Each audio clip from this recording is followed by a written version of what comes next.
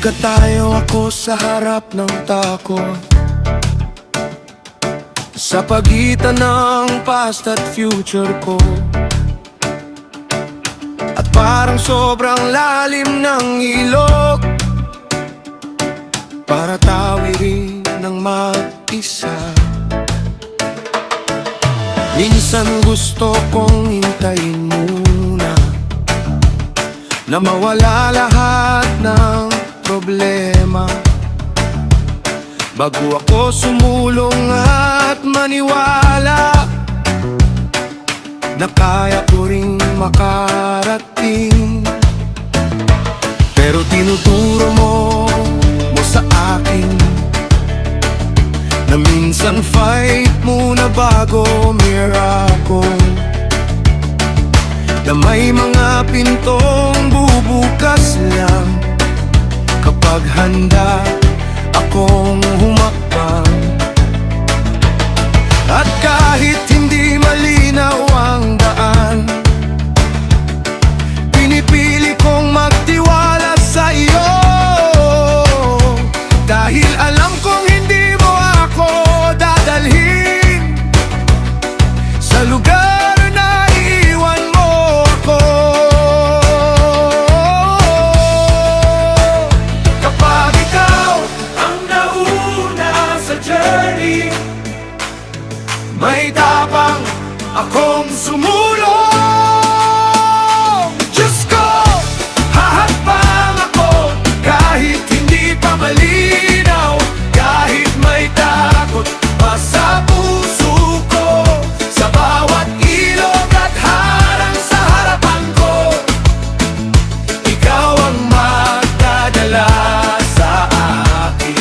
Hahakbang ako kahit hindi pa malinaw, dahil naniniwala ako na may himalang naghihintay sa kabilang side kapag nagtiwala ako sa iyo.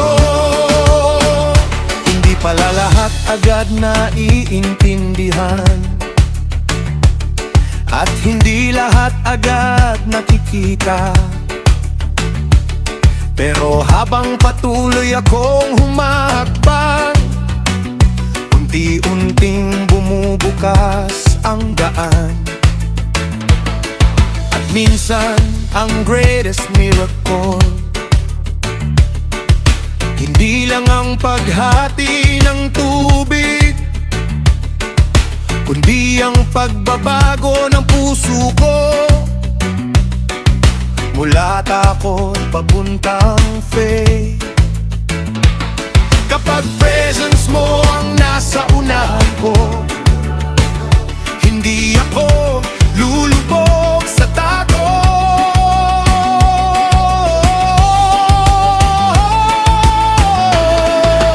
Hahakbang ako kahit hindi pa malinaw, kahit may takot pa sa puso ko, sa bawat ilog at harang sa harapan ko. Ikaw ang magdadala sa akin.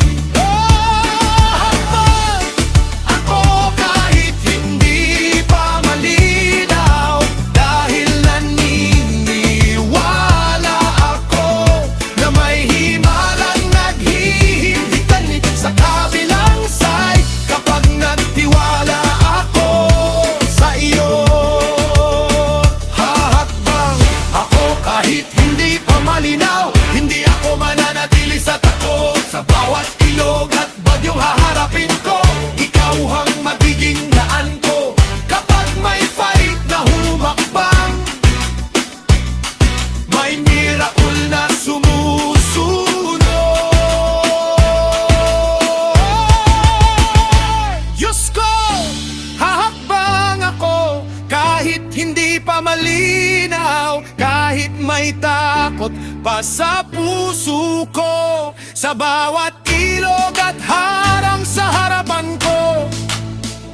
Ikaw ang magdadala sa akin. Hakbang ako kahit hindi